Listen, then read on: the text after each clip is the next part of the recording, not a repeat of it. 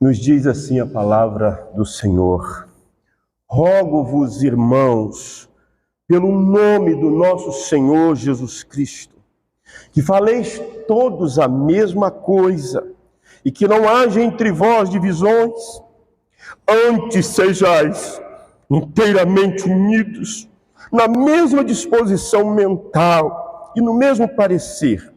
Pois a vosso respeito, meus irmãos, fui informado pelos da casa de Cloe que há contendas entre vós. Refiro-me ao fato de que cada um de vós dizer: eu sou de Paulo, eu de Apolo, eu de Cefas, eu de Cristo. Acaso Cristo está dividido?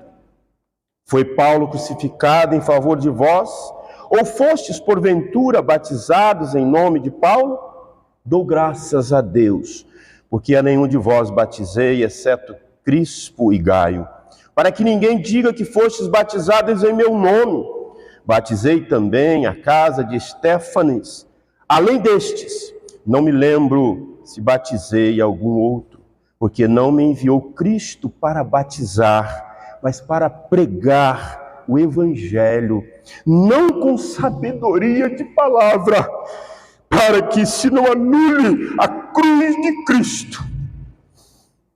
Porque não me enviou Cristo para batizar, mas para pregar o Evangelho, não com sabedoria de palavras, para que não se anule a cruz de Cristo.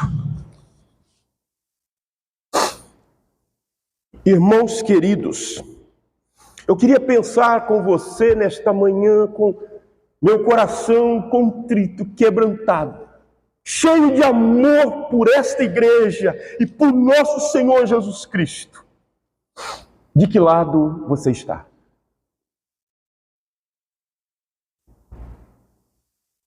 Eu queria pregar sobre esse tema nesta manhã.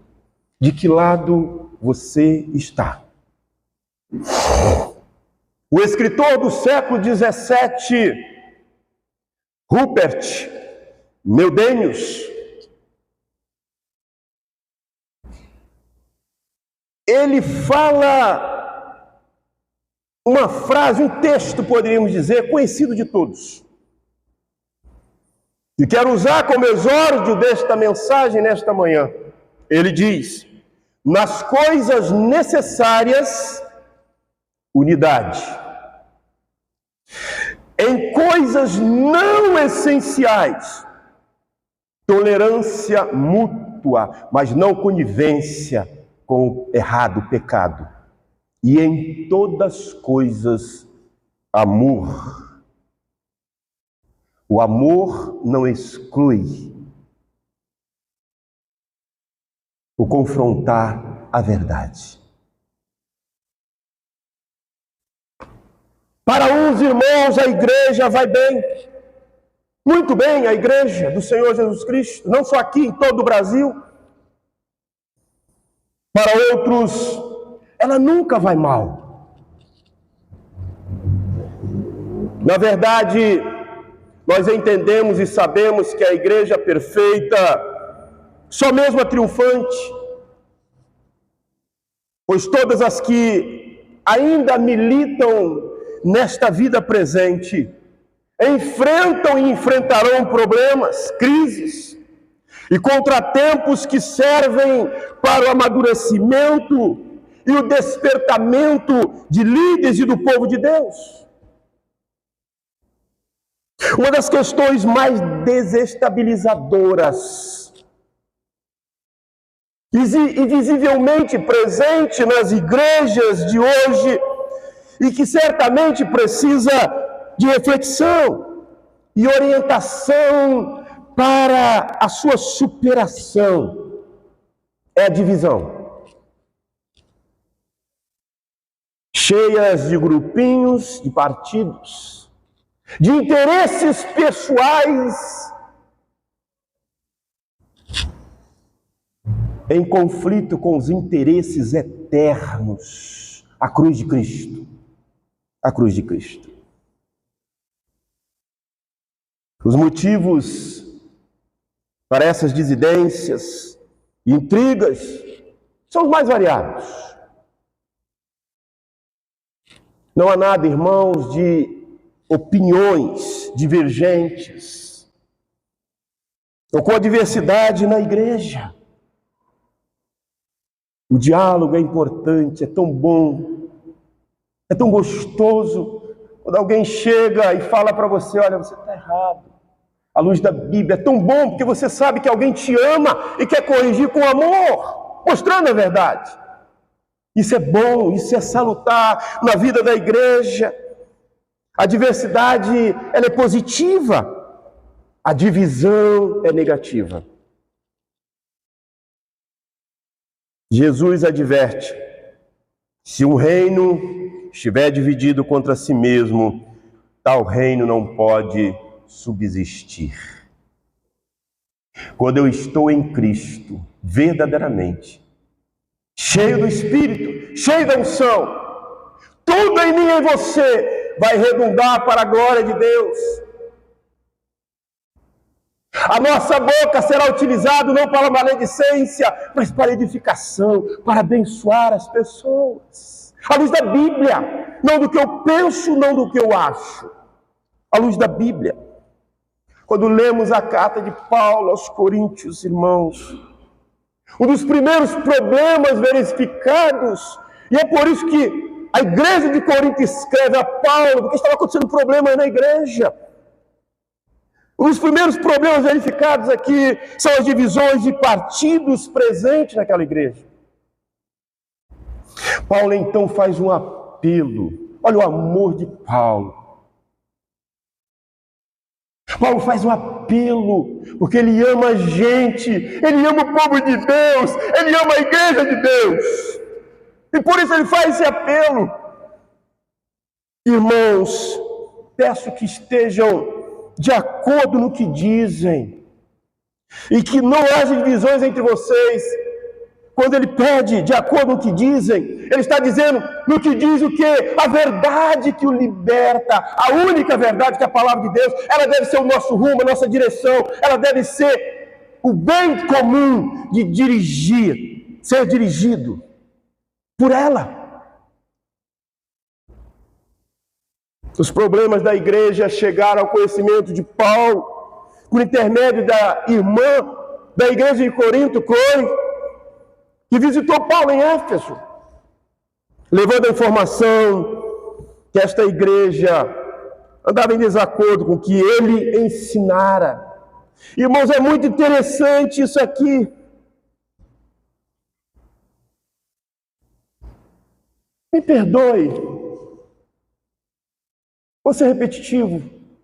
Eu acho que ninguém nunca viu eu subir ao púlpito e pregar sobre mim, falar de mim, da minha família. Eu acho que nunca ninguém viu isso. Mas permita-me hoje citar eu, pastor Miquel. Eu quero dizer para os irmãos que muitas vezes eu subi esse púlpito e não dormi a noite. Foi porque eu amo a igreja do Senhor Jesus Cristo.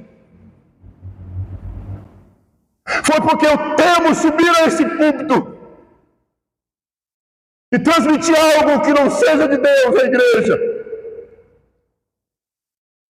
Porque eu sei que Ele me cobrará cada vírgula, cada tio que foi pronunciado no púlpito dessa igreja. Paulo está dizendo aqui, ele estava lembrando a igreja: vocês estão de acordo com o que eu ensinei. Aqui não tem arrogância de Paulo, não tem soberba. Sabe por quê? Porque Paulo não imitava ele mesmo. Paulo não era um fim em si mesmo. Ele estava falando que, como imitador de Cristo, eu procurei ser fiel, eu procurei expor a palavra, eu procurei moldar o caráter da igreja. Lembre-se então que foi ensinado a vocês, é isso que Paulo está dizendo. Não foi isso que eu ensinei a vocês, através da Bíblia. Não foi o que eu achava, o que eu pensava. Paulo está dizendo, o que eu ensinei a vocês à luz da palavra. Porque ele falou, vocês estão de desacordo, porque há divisões e contendas entre a igreja. Paulo escreve trazendo resposta e solução de Deus para os problemas vivenciados. O que nós somos em Cristo, irmãos, o que nós somos em Cristo vai refletir o meu falar, o meu pensar, o meu agir. O que nós somos em Cristo deve ser evidenciado no que praticamos diariamente, no convívio uns com os outros, na vida diária.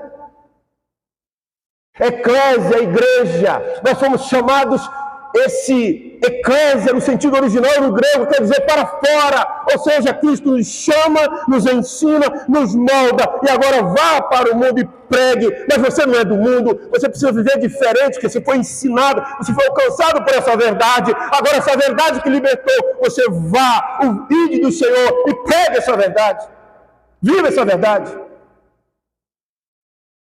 Povo chamado para fora, povo tirado do mundo, separado para Deus, para uso e propósito dele. Eclésia quer dizer isso. Para fora, um povo que foi exclusivamente separado, alcançado por sua graça e agora moldado ao caráter, ele envia esse povo para viver na prática essa verdade. Nós olhamos e vemos isso, Paulo falando aqui nesse texto. Porque esses separados, Deus usa para os propósitos sagrados dele. Não é para eu viver como eu quero, da forma que eu acho e penso, mas como ele alcançou com sua graça e nos moldou o caráter dele para viver os propósitos dele, para a glória dele. Paulo então reprova esses problemas que estava havendo dentro da igreja, mostrando para a igreja que ele não estava procurando ganhar convertidos para ele. Nós não fomos chamados para ganhar discípulos para nós, enquanto pessoa. O evangelho não é para ser pregado para um fim em si mesmo, da glória do homem. Paulo está dizendo aqui, eu não fui convertido para converter ninguém para mim mesmo, para exaltar o nome dele. Seu único propósito, Paulo diz, era levar as pessoas a Cristo. Mesmo que eu não seja compreendido muitas vezes, mesmo que a minha pregação não tenha alcançado o objetivo, porque quem aplica é o Espírito Santo de Deus. Mas foi isso que eu me propus a fazer, porque eu entendi com convicção da conversão desse Deus, que era o propósito dele me usar para fazer, e é o propósito dele para usar esses para fazer isto, pregar a palavra dele, viver a palavra dele. E Paulo então começa a fazer algumas perguntas para essa igreja, que ele havia ensinado a palavra, o evangelho genuíno. Está Cristo dividido? Quando olhamos o versículo 10 ao 13. Versículo 12, refiro-me ao fato de que cada um de vós dizer eu sou de Paulo, eu de Apolo, eu de Cefas e eu de Cristo. Paulo não prega um Cristo, Apolo outro e Pedro outro ainda. Se eles fazem isso, se alguém faz isso, que você seja anátema. À luz da Bíblia, você deve exortar, você deve confrontar com amor, claro, mas não ser conivente. Paulo está dizendo, Paulo não prega um Cristo, Apolo outro, Pedro outro ainda. A igreja de Corinto, ela começou a se dividir internamente quando se deixou influenciar pelo mundo. As pessoas iam às praças, ouviam um pensador, um filósofo, diziam, eu sou partidário de fulano de tal. Esse é o contexto em que a igreja se divide e que Paulo responde a esses problemas de divisão, esta influência mundana que entrou na igreja. A igreja estava seguindo um modelo mundano, o culto a personalidades. O objetivo, a motivação de estar na igreja, de vir à igreja, não era mais Cristo, não era a cruz. Era tudo menos Cristo.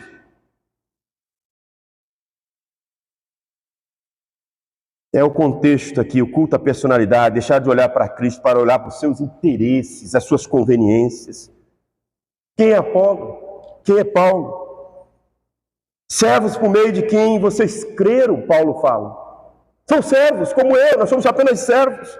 Um plantou, o outro regou, mas o crescimento vem de Deus. Nós somos apenas instrumentos, é o que Paulo está falando. Só Jesus Cristo deve ser exaltado na igreja de Deus. Esse povo, eles tiraram os olhos do Senhor e os colocaram nos servos do Senhor, e isso os levou à competição, à divisão, reflexo de uma infantilidade espiritual e carnalidade, diz Paulo, como está no capítulo 3, versículo 1 ao 3. Irmãos, é muito comum a gente ouvir comentários. É muito comum. E eu prefiro muitas vezes me calar e falar com Deus. É comum a gente ouvir comentários, tem alguém dizendo isto, tem alguém dizendo aquilo, algumas pessoas estão descontentes, mas quem? Quem disse? Quem falou? É comum termos genéricos indefinidos que não devem ser usados. Não devem ser usados. A minha palavra, a sua, como cristão, deve ser sim, sim, não, não. Isto é verdade, isso é errado, isso é de Deus, isso não é, e acabou, não existe meio termo. Paulo diz que os irmãos da casa de Cloe o informaram que estava acontecendo divisão dentro da igreja. Irmãos, a transparência, a honestidade, ela neutraliza a maledicência dentro da igreja. A honestidade, a transparência, ela trata o mal e resolve as feridas, as mágoas. Porque a palavra de Deus diz que assim como fomos perdoados, perdoamos uns aos outros. Quando olhamos para o versículo 10 desse texto, depois de apontar o problema, Paulo pede 3 coisas, visando a unidade da igreja. Ele soube dos problemas, ele fala dos problemas, e agora ele pede 3 coisas a essa igreja, para que ela mantenha-se unida no propósito único de glorificar a Deus e de ter como motivação única buscá-lo em espírito e em verdade. Deixar os conveniências, interesses e buscar o interesse que é eterno, as coisas de Deus. Está Cristo dividido? Versículo 10, Paulo, visando a manter a unidade, ele diz e recomenda que todos falassem a mesma coisa. O evangelho ensinado de Paulo era um só. É o mesmo evangelho que se revela a nós por meio da palavra. Por que os interesses diferentes? Por que os achismos? Paulo, então, para manter a unidade, ele pede que falassem todos a mesma coisa, que parassem de contender e discutir entre si pelas suas preferências, seus interesses. É o que ele está dizendo aí no versículo 10. Que não houvesse entre eles divisões, partidos, grupo de pessoas que se separam de outras para seguir as próprias ideias, as próprias conveniências, ameaçando rasgar a unidade da igreja. Que eles se mantivessem inteiramente unidos na mesma disposição e no mesmo parecer, ou seja, a Bíblia, o Evangelho, unidos de mente e coração, sem que houvesse divergência entre eles. Ideia de unir alguma coisa e torná-la útil, consenso, unidade, harmonia. Só o Evangelho pode fazer isso, como fios de uma rede que são juntados para produzir um único tecido. Ou seja, concordes em favor do Evangelho. O Evangelho quebra as barreiras, amarras que nos prendem ao mundo. E agora somos um em Cristo. Aquele que mentia, deixa de mentir, como diz Paulo lá em Efésios. Aquele que roubava, deixa de roubar. Aquele que adulterava, deixa de adulterar. Aquele que maldizia, usava a boca para maledicência, agora a boca dele é para edificar, é para abençoar as pessoas. É para defender o Evangelho puro e genuíno. Ou seja, estejam concordes no Evangelho.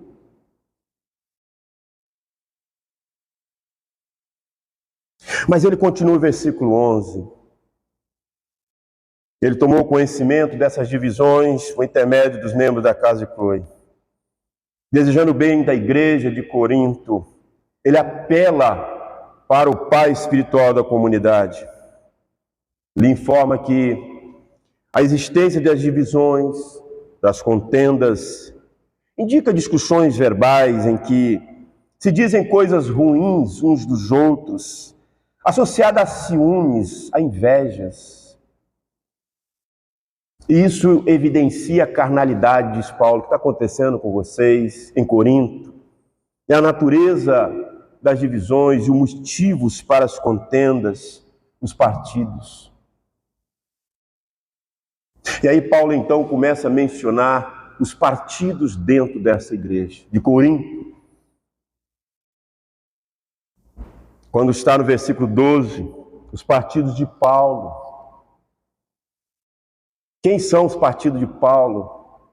Quem são esses que pertencem ao grupo de Paulo? São aqueles fundadores da igreja. Aqueles que fundaram a igreja, acham que são donos da igreja. Acham que mandam, que determinam. Paulo está falando aqui. Esse é o grupo de Paulo. Fundadores da igreja. Paulo que os levou a Cristo. Paulo está dizendo, olha, nós fomos os pioneiros desta igreja. E esse povo de Corinto estavam ligados a ele. Esse povo, por estar ligado a Paulo, se achava de Paulo. Eles seguiam a linha de pregação de Paulo, da liberdade cristã, não atrelado ao legalismo que os judeus queriam impor, controlava a estrutura da igreja e não deixava que os novatos, aqueles que chegavam, participar dela. Eles impediam que esses novatos chegassem e participassem dessa igreja.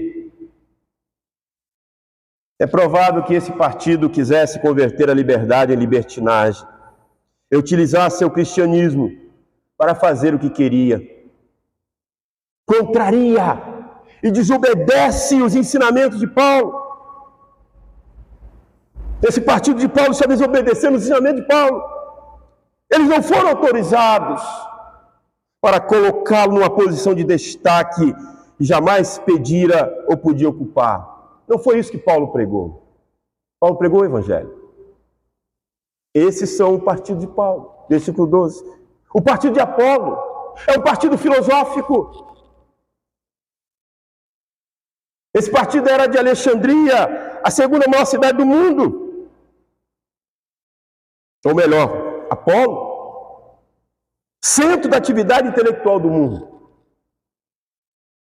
Os que diziam pertencer a Apolo eram os intelectuais, que lutavam para que o cristianismo se transformasse em uma filosofia, em vez de cristianismo, em vez de religião. Influenciado pelo clima da cidade, Apolo tornou-se um grande orador, eloquente, fluência na palavra, como está lá em Atos 18, 24. Ele formou uma elite cultural dentro da igreja. Então nós já temos aqui os partidos de Paulo e temos o partido de Apolo. Aqueles que são donos da igreja, fundadores da igreja, que impedem os que chegam a ter verdadeiramente comunhão, a ter participação na vida da igreja. E a gente tem um partido de Apolo, aquele grupo intelectual. Vocês são ralé. Nós somos intelectuais. Mas Paulo continua. Ele fala do partido de Pedro. Pedro conservador. Gostava de observar os ritos e as cerimônias dos dias. Os membros do partido de Pedro ensinavam que o homem devia observar a lei para a salvação. Eram os legalistas, que exaltavam a lei, que ao fazê-lo apequenavam a graça. Aqueles que viam o pecado na vida do outro, mas não viam o pecado na sua própria vida. Mas existe o partido de Jesus, cristão de Jesus. Esse partido aqui é exclusivista. Evidenciava um orgulho espiritual, sutil, dando a entender que eles eram os únicos cristãos. Eles eram os espirituais, os cristãos verdadeiros. Agiam como se Cristo pertencesse a eles. Quem não estiver do nosso lado, está fora. Está fora. Não tem salvação, não pertence à igreja. Esse grupo não se submetia a qualquer líder humano. Presta atenção. Esse líder humano que eu estou falando é aquele, como diz a nossa Constituição, baseado na Bíblia. O pastor, o líder, é digno de honra e respeito enquanto ele permanecer fiel às Escrituras. Eu vou repetir. Paulo está falando desse líder. Não porque ele é melhor do que ninguém. Não porque ele é o tal. Não, Paulo está falando que esse líder deve ser respeitado pelo que ele evidencia do caráter de Cristo, como imitador de Cristo, honrado, respeitado. E a nossa Constituição da Igreja Presbiteriana diz que enquanto esse líder se mantiver fiel às Sagradas Escrituras, ele é digno de honra e respeito. Está lá na nossa Constituição, que é extraída da Bíblia. O perfil de um homem que prega, que vive a palavra. Esse grupo aqui não se submetia a qualquer líder humano. Eles eram os iluminados, espirituais, com quem Deus falava diretamente com eles, só com eles, não falava com mais ninguém. Pessoas que não se submetem à liderança, julgam não mais precisar da Bíblia. Deus revela tudo a elas. Paulo então mostra que esta atitude é carnal. Versículo 13. Paulo então faz a pergunta. Versículo 13. Pergunta maravilhosa. Versículos 13 ao 17. Acaso Cristo está dividido? Foi Paulo crucificado em favor de vós? Ou fostes porventura batizados em nome de Paulo? Vocês foram batizados em nome de Paulo? Paulo pergunta. Os irmãos que haviam sido batizados por Paulo ou Apolo, eles se enchiam de vaidade. Eles desprezavam e humilhavam os outros cristãos. Se julgavam melhores do que eles.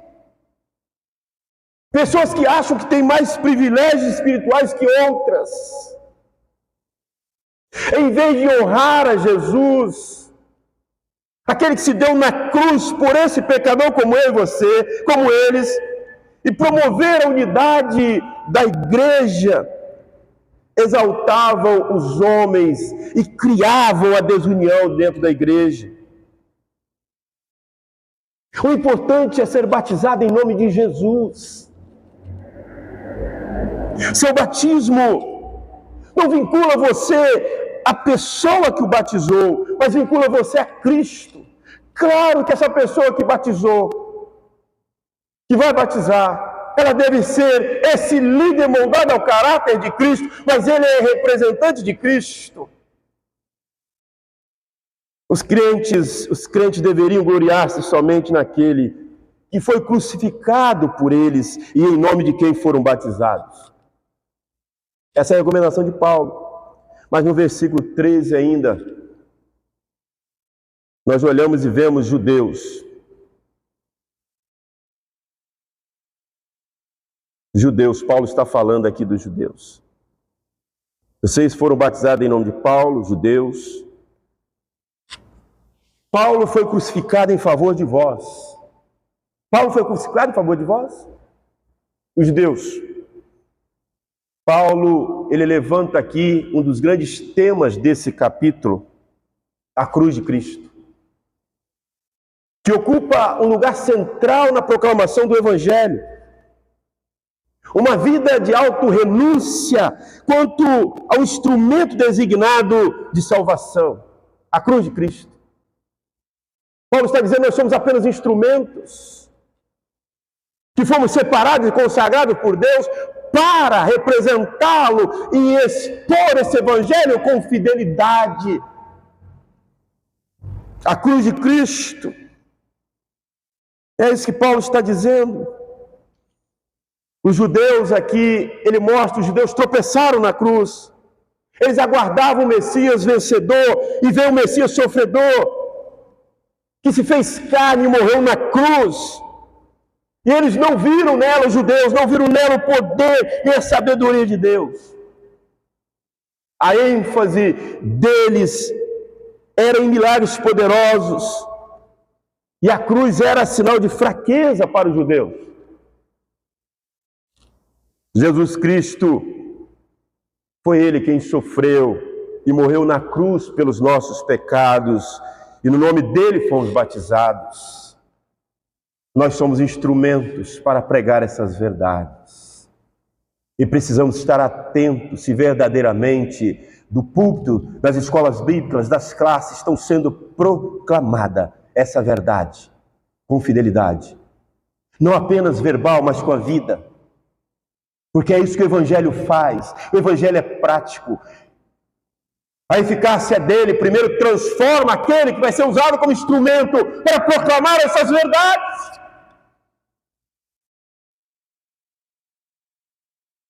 Versículo 14 desse texto. Dou graças a Deus. Paulo agradece a Deus. Olha que coisa séria que Paulo fala. Deveria ser o temor de cada um pregador, meu, de cada pastor, de cada ministro que sobe ao púlpito da igreja. Deveria ser esse temor. Porque se eu não vivo esse evangelho na minha vida diária, eu estou desqualificado para subir ao púlpito da igreja e transmitir esse evangelho. E que Deus tenha misericórdia de mim, dos ministros.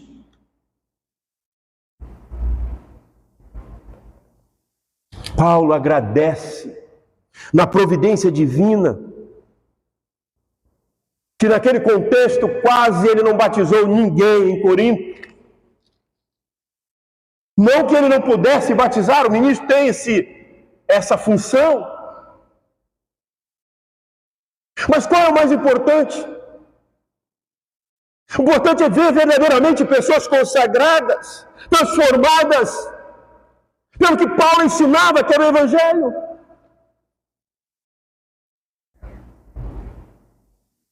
Nós temos pessoas aqui na Casa Catecúmenos que já poderiam ter sido recebidas, mas nós não antecipamos. Está ali o Bruno, Cileide, pessoas crentes, servos do Senhor. que estão lá, alcançando maturidade. E quando nós ensinamos, nós também aprendemos. É uma troca.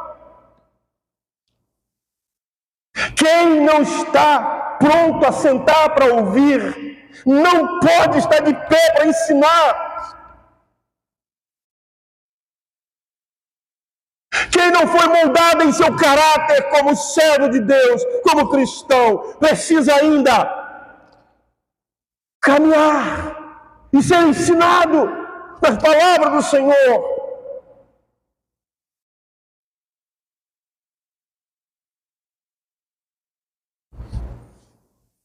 Os gregos, Paulo diz, eles achavam a cruz uma tolice. Eles enfatizavam a sabedoria, os gregos.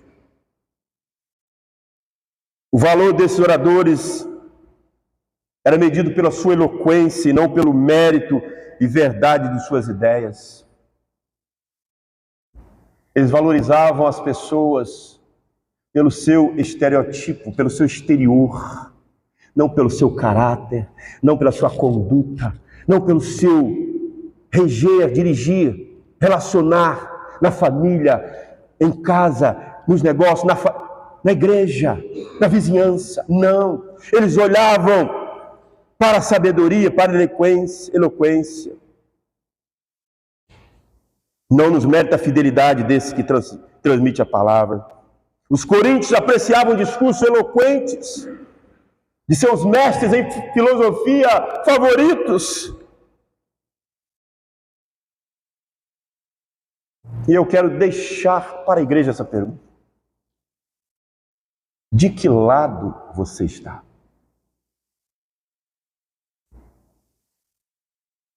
Que ao ler esse texto, esse capítulo da primeira epístola de Paulo aos Coríntios, que você venha analisar e ver onde você se encaixa dentro desses grupos. A sua motivação tem sido a cruz de Cristo? Glorificar o nome dele? Paulo queria que os coríntios crescem em Cristo por causa da cruz, não pela eloquência do mensageiro. É com muito temor que eu vou falar o que eu vou falar, irmãos. Quem sou eu? Mero, um pingo, uma gota no céu. Com muito temor que eu vou falar isso.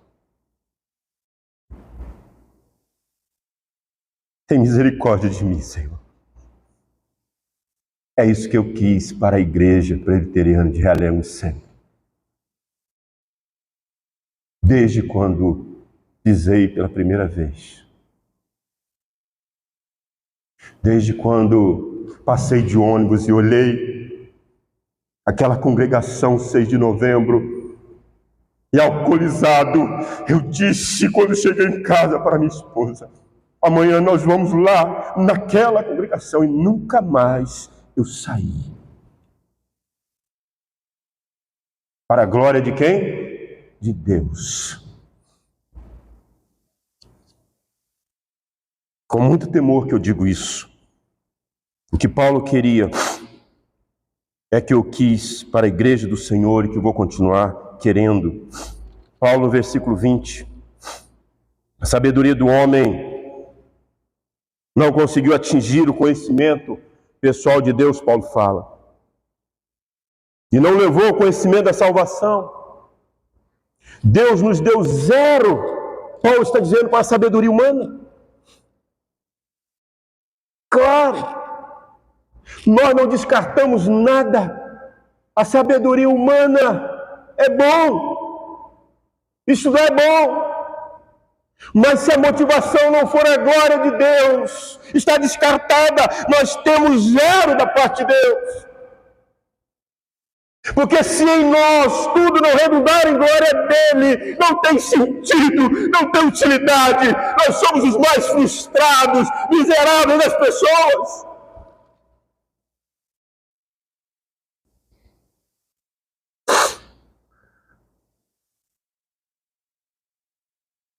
Eles estavam em Cristo, Paulo diz, não porque eram mais sábios do que outros,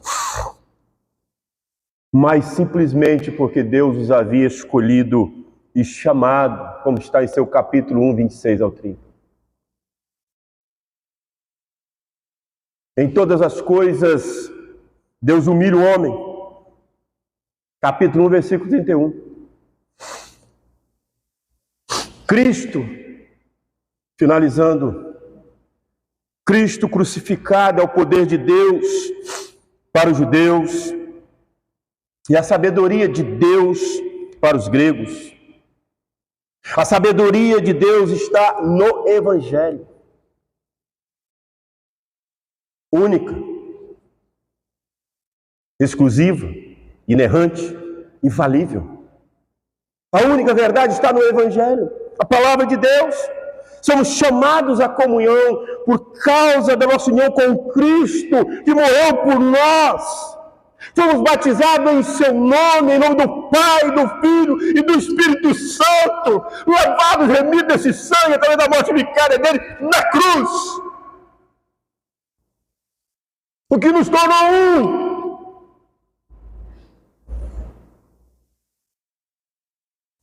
Estamos identificados com sua cruz. Esta é a única fundamentação para a unidade espiritual, para a igreja se manter una e blindar